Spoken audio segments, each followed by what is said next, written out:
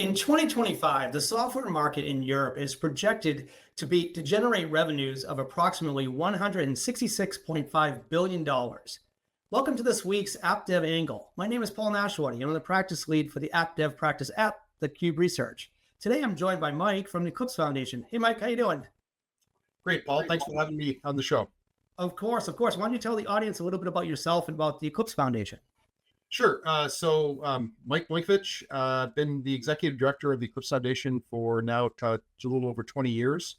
And that's been the length of the Eclipse Foundation. The Eclipse Foundation has started as one of the very first open source foundations, and in particular, one of the first open source foundations that was brought forward with not just the support of open source developers and community, but also corporate support. So it's corporate supported by corporate members. And so we've always had a really strong interest in making sure that our open source projects are fit for commercial use, and and one of the measures of success we have for our projects is, are they used in commercial products? And of course, that means that we have a really strong interest in making sure that we are a strong partner in the open source supply chain as manufacturers build products based on top of open source software. And Mike, with the growth of applications and software development, it's incredibly important to have policies, controls, governance in place in order to make sure that things are working the way they should be working, right? So when we look at the topic of today, we're looking at the European Union's new Cyber Resiliency Act, or CRA, right? Which was really basically put in place to help software products that are designed and maintained really with security in mind, basically throughout their life cycle, right? And when we look at the impacts of the CRA software and security and such, as I stated, $166 billion in revenue, meaning that CRA compliance will be required across a variety of different applications, from enterprise software to consumer applications. And Mike, when I look at it, there's a lot of things that kind of are going on here, right? Whether it's software supply chain, all the open source dependencies, both direct and indirect. There's software bill of materials, or SBOMs, that have to be understood and documented. And there's also the ability having the ability to track the maintainer activity to ensure that critical security updates are applied. What are your thoughts around this? And is this going to help, or what do you think? Well, yes, it's going to help. You have to keep in mind that this is a big change for the industry, but the motivation for it is coming from a really good spot. The motivation for this regulation is to improve the cybersecurity of the products that are being put on the market in Europe, to protect the consumers and the businesses in Europe from shoddy software. But it's interesting to keep in mind that we're not talking just software here. It's basically the term that they use is products with digital elements. So everything that embeds software, from your webcam to perhaps even your refrigerator, as well as pure software products, are all falls within the remit of the CRA. So this is the world's first horizontal regulation of the software industry. And anytime an industry goes from being regulated, non-regulated to regulated, there's always big changes. The focus here is on cybersecurity. And it goes and there's elements in there that are focusing on promoting secure by design software development. There's also elements in there that are focused on securing the supply chain.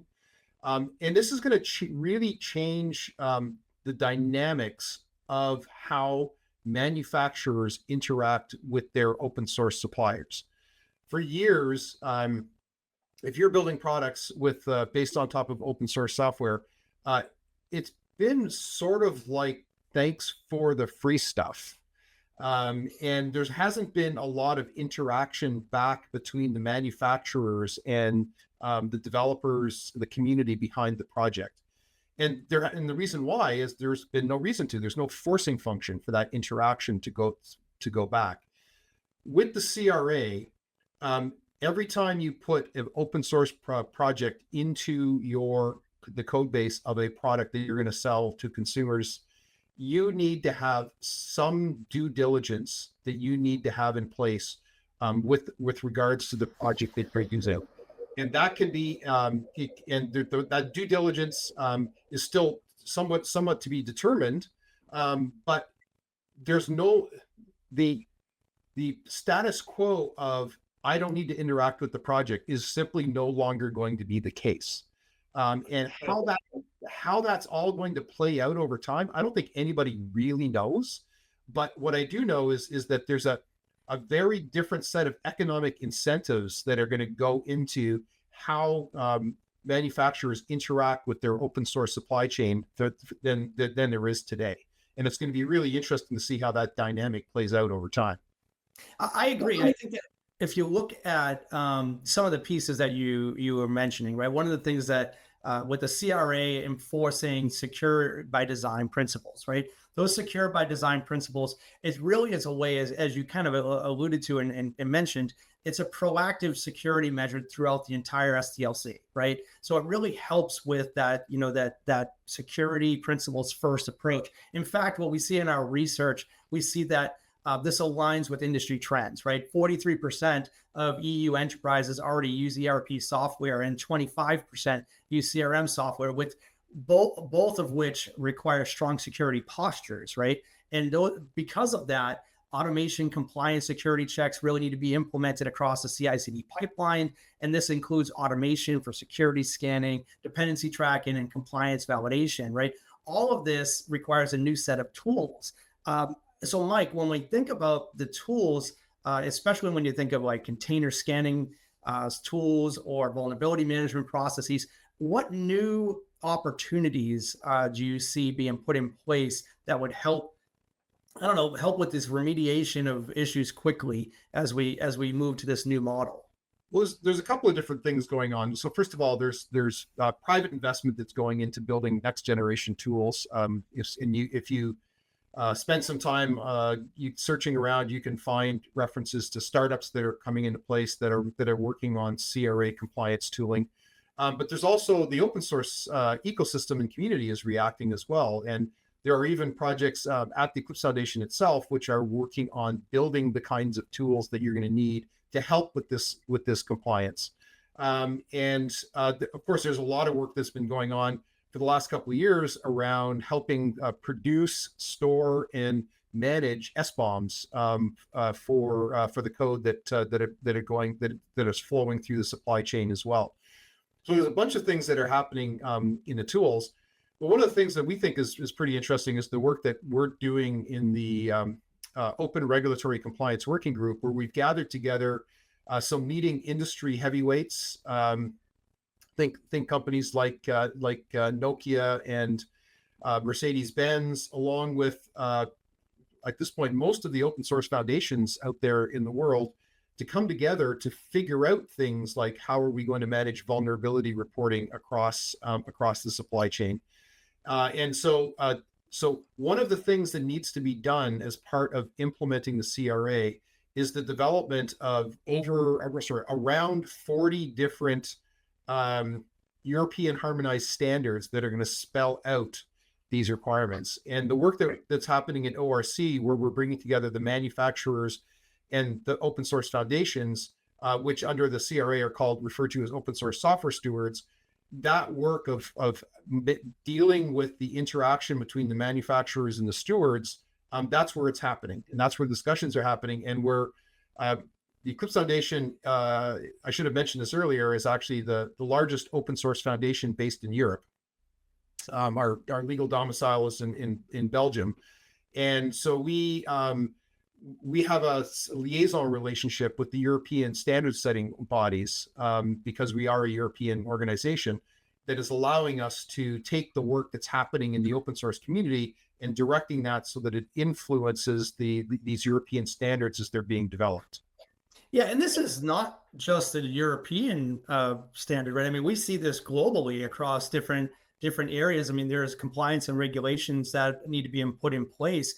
And if they're not put in place, there's consequences, right? There are consequences that occur. I mean, when you look at the European market alone, right, the software industry contributes to $1 trillion of the EU GDP, right? That makes a huge, major economic driver for Europe, right? So, and non-compliance can mean these like legal risks, market exclusions, reputation damages, anything that you can think of that would really not be beneficial to that, not just economic, but also all the other things we just talked about. So developers are really going to need to start thinking about and integrating security into code and development workflows now, right? And think about what that means, even if it's not, you know, fully rolled out, so to speak, it still needs to be in compliance and regulations. And building something now needs to follow those updates and standards that are put in place. And these CRA implementation guidelines seem to be the right way to go. What does that make sense when it comes to open regulatory compliance work groups or some of the other areas that would help with driving these new software development life cycles and products in place? Yeah, well, first, let's comment on the first part of that, which is that yes, this is a European regulation, but it applies to any product which is placed on the European market. So if you are a US-based company or a China-based company and you are selling your products to Europe, this applies to you, even though you're not a European company. So this regulation does have global impact.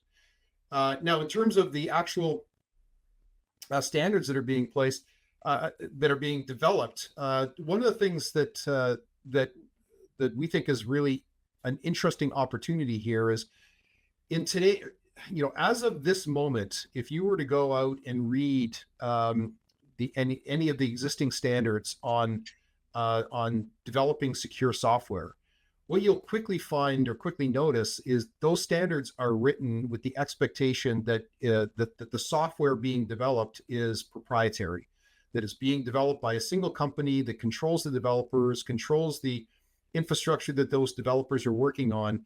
And that simply is not reflective of how modern software systems are built. There's very, very few software systems of any kind that are built 100% proprietary in-house.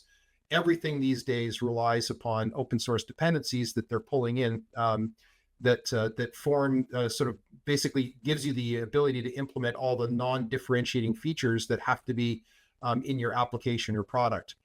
And so that really makes that's a real opportunity that I think the CRA is driving, where manufacturers and the open source community can come together and start building a next generation of secure development process standards that are reflective of how software is actually built today. And I think that's really the opportunity that we're trying to drive here is let's not just think about the CRA, obviously that's the forcing function, Sure. but let's think about how we can come up with a next generation of secure software development standards that actually take into account that, as much as 80 or 90% of the software that you're shipping in your product is coming from open source dependencies, and how you secure those, how you maintain those, how you fix those, how you deliver those fixes to your customers in the field. That should be the focus for secure software processes. Oh, without a doubt, Mike. I mean, without a doubt. I mean, this is something that it seems like there's kind of two ways to look at it. It's common sense, right? Like how do you fix things that make it more operational effective or efficiencies and put that in place and have compliance and guidelines and regulations and rules. But then there's also enforcement, right? And enforcement that's when it starts getting real, right? Because there's accountability that companies have, right? That if you build an application, you're responsible for that application, right? But if you build an application, push it out the door, and something goes wrong with it, if there's no regulations or enforcement in place, it's like, oh, my bad, it didn't work, right? But now it's like, okay, well, if you put enforcement in place, like where we see something like CRA being enforcement starting in December of 2027, it's really closer than that, right? Because the key steps like reporting obligations, they actually begin in September 2026, right? So developers really need to start assessing the code base now and securing the dependencies, not just for best practices like you're talking about, and not just for, working with the delivery, but it's also about compliance-friendly development practices need to be in place, because this is happening much faster than than than organizations probably even believed to know. Would you agree with that, or do you think that they have some time? No, totally. So one of my pet peeves on this whole topic right now is that how unaware industry is of this, and the vast majority are simply not aware, and so that's why we're doing things like this to try to raise awareness that yes, the world is changing and you need to change with it.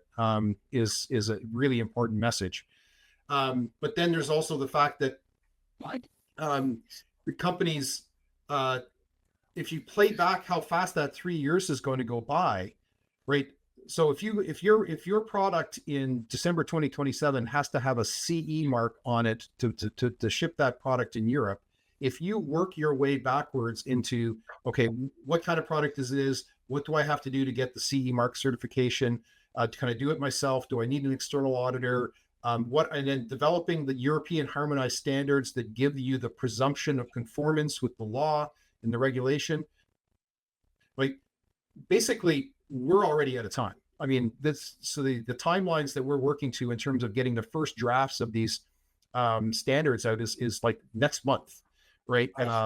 So it's because it takes that long to then get it through the standardization process, that it takes that, because one thing to keep in mind, we haven't really touched on this yet, is that there's a lot of different software products, think operating systems, think identity management systems, and so on, that have a higher order of criticality, where you're going to actually have to get an external auditor to come in to certify that you're following these best practices and these standards in terms of how to do the development, in order to be able to sell the product in Europe. And so that all of this takes time, including, by the way, training these auditors that aren't even hired and so on. So getting all of this work done over the next couple of years, it's giddy up. Like we're kind of behind the eight ball, I think. Absolutely. With this, it's scary, the amount of resources that are needed. I think that there's, just from my perspective, usually when you have skill gap issues like this, where there's like a big project, big initiative that has to come on, service delivery partners will step up, and they'll step up and help these organizations reach the compliance and regulation. So to the audience, that's an area that you can explore if you're watching this go, whoa, this is way overwhelming, I don't know what to do, but you can always reach out to a service delivery partner, that's somebody that knows, a trusted advisor that can help you with this. So Mike, I know we just really touched a little bit of this, and I know the objective of this is really to get it out there and amplify this message, and that's what we're trying to do. Where can the audience go to learn more about if the details of this and the CRA obligations, and maybe what they need to do to execute today? So the best resource out there today is at the Open Regulatory Compliance Working Group. The URL is orcwg.org. That's Open Regulatory Compliance Working Group.org. And on there's a number of resources there. There's a resources tab, and you can explore there. But one of the most interesting resources is a very detailed and lengthy frequently asked questions, because there's so many different corner cases that need to be considered. And there's the FAQ covers everything from the obligations of a manufacturer, what do you have to do based on the kind of product that you want to ship, to the obligations of open source software stewards like foundations, but also a software steward could be like Red Hat is the steward of the Fedora project. So it's not all just nonprofit foundations. To obligations, if you're just an individual developer that's working on an open source project on GitHub, like, are you obligated to do stuff? So these are all frequently asked questions, and so there's really good work that's going on at ORC to basically address all of these questions and concerns. And so if there's a single resource out there that I would point people to, that's definitely the one. Yeah, Mike, thank you again for attending our being our guest and joining us today. This has been really enlightening for me, and hopefully it's been enlightening for the audience. I also give a big thank you out for all of you for tuning in. This is an important topic. It's important to think about, especially if you're building your software development and you're not sure what to do. Take advantage of these resources. We appreciate you being part of the AppDevANGLE community. That wraps up this episode today, but we'll be back next Wednesday with another conversation diving into the tools, trends, and talents shaping the future of the application development market.